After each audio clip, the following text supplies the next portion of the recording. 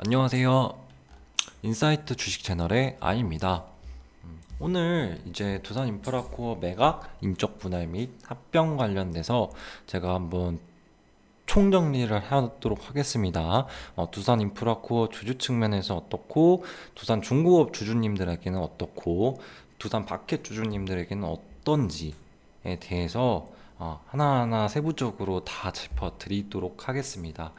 그리고 제가 원래는 이거에 대해서는 말을 안 하려고 했는데, 어, 조금 이제 제 이 전 영상들을 보고 어떻게 보면 좀 잘못 이해해서 얘기를 하시는 분들이 보여서 제가 좀 더 정확하게 좀 설명을 해드려야 겠다는 필요성을 좀 느꼈어요.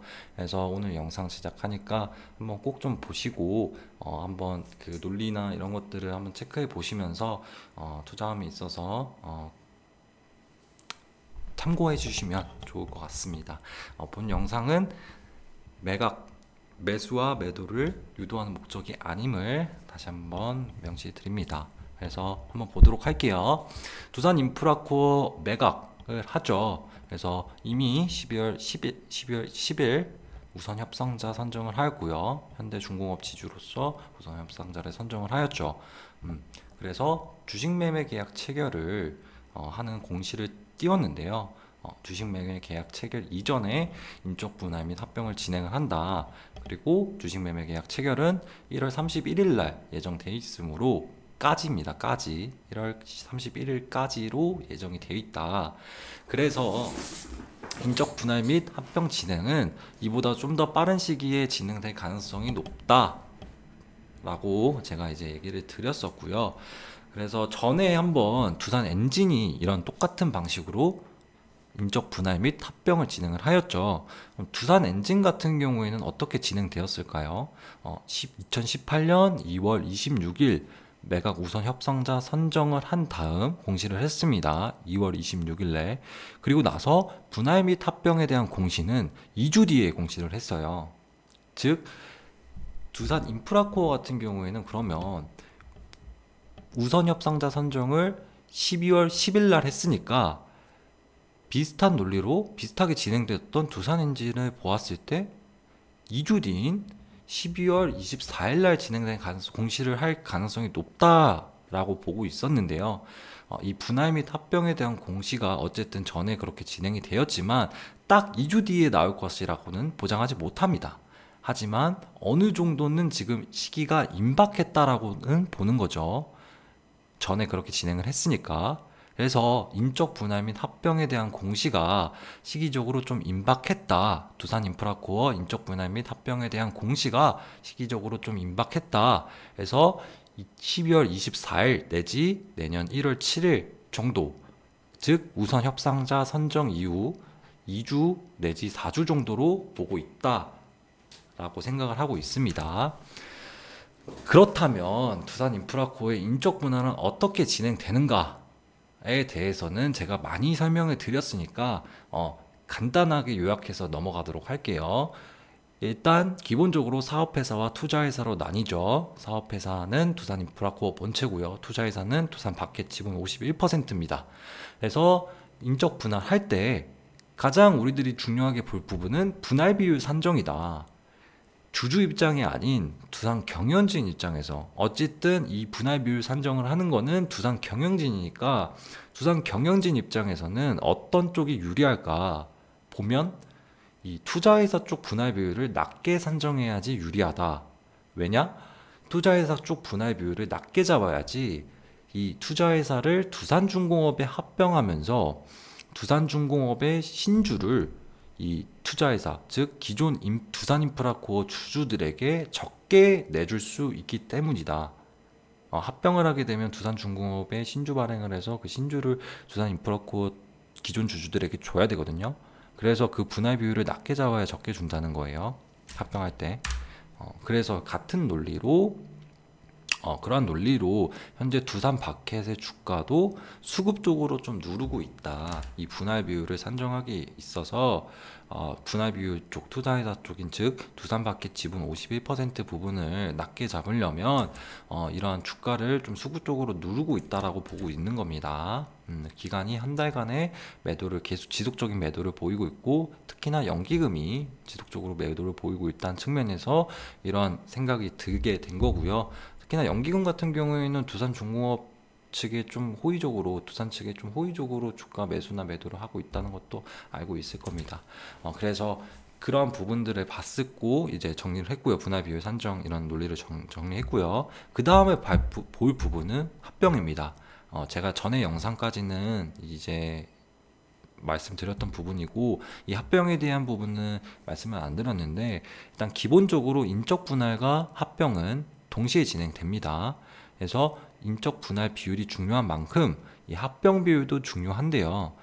두산 인프라코어의 투자회사 즉 두산 바켓 지분 51%와 두산 중공업의 합병을 처리하는 절차에서 이 합병 비율인 결국 두산 바켓 지분 51%의 가치와 두산 중공업의 가치에 따라서 합병이 되겠죠. 그러면서 두산 중공업의 보유 주식을 기존 두산 인프라코어 주주들에게 그 합병 비율대로 주게 되는 거고요.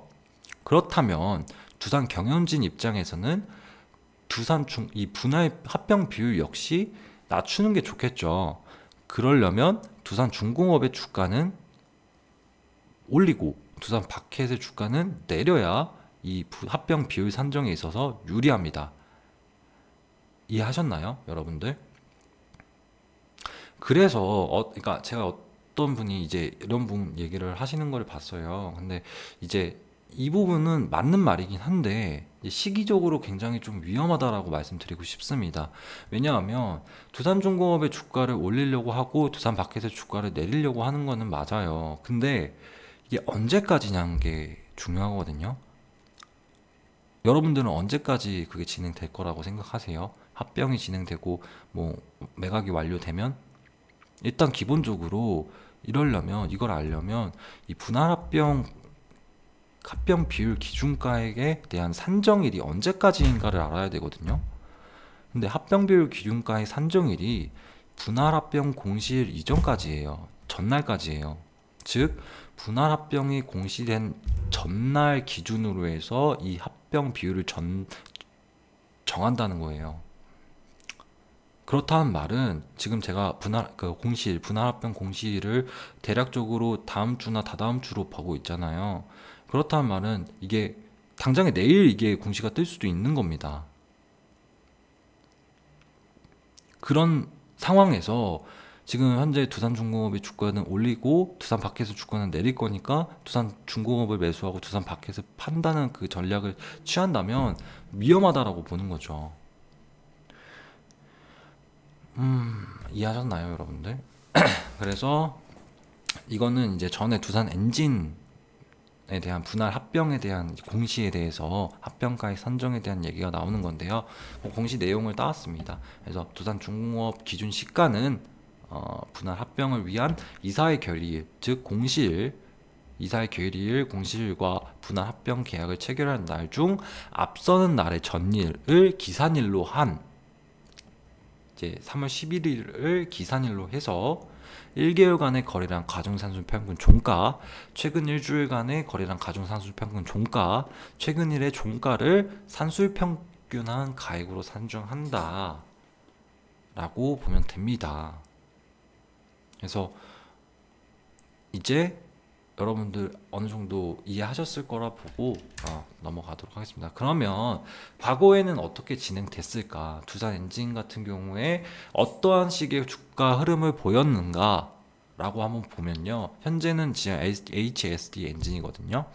2018년 2월 26일 날 이 우선 협상자 선정을 했던 거를 공시를 올렸습니다. 2월 26일 날 이 부분에서 그때 주가는 바로 이제 어느 정도 올랐죠. 근데 매각이 나고 난 다음에 매각 공시, 즉 3월 14일 날 매각 공시가 난 다음에 이렇게 상한가를 찍었어요.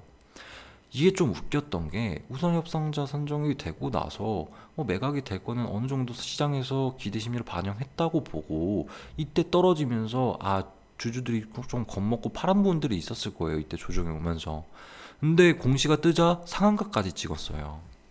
이런 면에서 지금 현재 두산인프라코 주주라면 좀 매각까지는 기다려보는 게 현명하다. 이 매각 공시, 즉 분할 및 합병에 대한 공시가 뜰 때까지는 한번 보고 그날 어떻게 진행되는지 한번 보고 결정을 하는 게 좋겠다라고 생각이 들고요. 그다음에 두산중공업 같은 경우에는 반면에 두산중공업 같은 경우에는 이때 이제 우상협상자 선정이 됐고요. 그리고 이때 합병 공시가 떴습니다. 근데 합병 공시가 뜬 날 두산 엔진 같은 경우에는 상한가를 쪘는데 두산중공업 같은 경우에는 오르다가 결국에 음봉 마감을 했어요. 그리고 나서 다음날은 개파락까지 보였습니다. 이게 무슨 의미를 보이는 걸까요? 제가 앞서 말한 이 두산중공업이 지금 이 합병 비율을 중요시 여겨서 수급적으로 좀 올리려는 부분들이 보인다고 했죠. 그러한 논리가 산정이 되어서 공시 이전까지는 주가를 올렸습니다. 그리고 나서 공시가 뜨자 바로 다음날 개파락을 보였어요. 그러니까 이게 제 설명이 완벽하진 않을 수 있는데 어찌됐든 같은 논리로 해석이 좀 가능하다라는 부분이 있다는 거고요. 그래서 이런 부분들을 고려해 봤을 때 결론은 현재 두산중공업 같은 경우에는 지금 어느 정도 주가 방어를 위한 좀 수급적인 올림이 보인다. 기준가액, 합병비율 기준가액을 맞추기 위해서 현재 두산중공업에서 호재 기사를 계속해서 뿌리면서 어느 정도 주가가 버티는 중이긴 하지만 이게 인적 분할 및 합병 공시 이후에는 이러한 주가 방어의 이유가 사라진다. 두산 입장에서는. 근데 이러한 인적 분할 및 합병 공시는 예정되는 시기가 엄청 임박했다. 다음 주나 다다음 주 정도로 해서 엄청 임박했으니 좀 위험하다라고 생각이 들고요.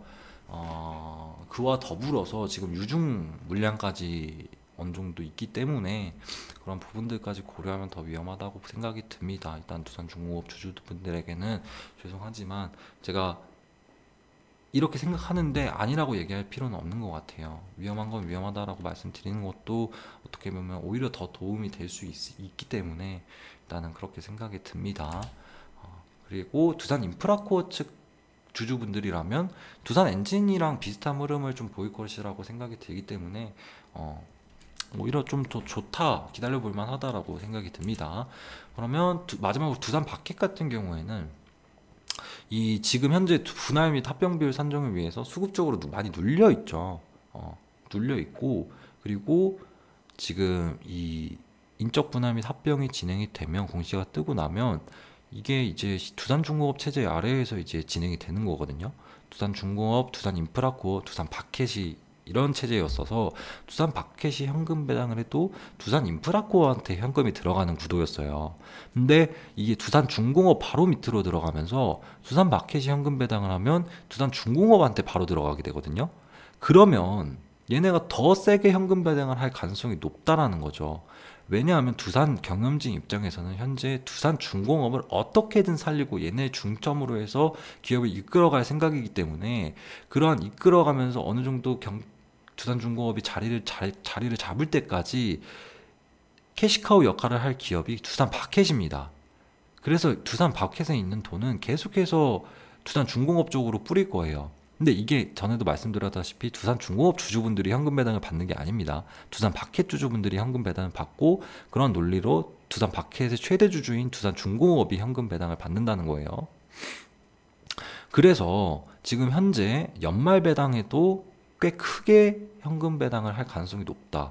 왜냐하면 지금 현재 3분기 말 시총 대비해서 현금 및 현금성 자산 보유액이 5,500억인데요. 거기에 더해서 지금 최근에 배당 1,000억 받은 거 플러스 하면 6,500억입니다. 거기에 4분기에 벌어들인 이익분까지 합치면 한 대략 7,000억 정도를 연말에 현금으로서 보유하게 되는데 시총 대비해서 보면 엄청나게 높은 비율이죠. 그래서 두산중공업 체제 아래에서 이제 이번 연말 배당에서 굉장히 높은 현금 배당을 진행할 수 있다라는 생각이 들고요. 거기에 더해서 1월 20일 날 이제 조 바이든 행정부가 출범을 하잖아요. 뭐 1월 4일 날 이제 민주당 의석이 어떻게 결정되는지도 굉장히 중요하지만 일단 출범이 한다면 가장 먼저 내세울 공약이 뭐라고 생각하세요, 여러분들은? 가장 먼저 일단 코로나를 먼저 잡는다고 얘기를 했었어요. 코로나를 먼저 잡아야죠. 근데 지금 현재 코로나는 백신 보급으로 어느 정도 회복될 것으로 예측이 가능합니다. 그렇다면 그 다음으로 내세울 공약이 뭘까요? 고용을 안정화시키고 경기를 회복시켜야 되죠. 경기를 회복시키려면 고용을 안정화시켜야 되죠. 고용을 안정화시키기 위해서 가장 쉽고 빠르고 효율성 있는 정책이 뭡니까? 재정 정책이 뭘까요?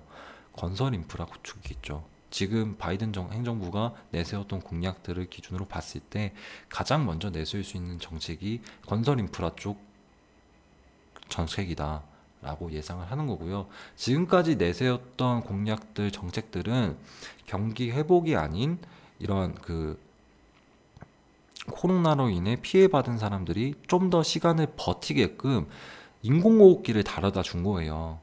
인공호흡기를 달아서 숨 쉴 수 있게끔 정부에서 돈을 뿌렸던 건데, 이제 바이든 행정부가 출범한 다음에 코로나 백신이 어느 정도 보급화된 다음에는 경기 회복, 고용 회복을 위해서 이 건설 인프라 구축 공약을 제일 먼저 시행할 가능성이 높다라고 보는 겁니다.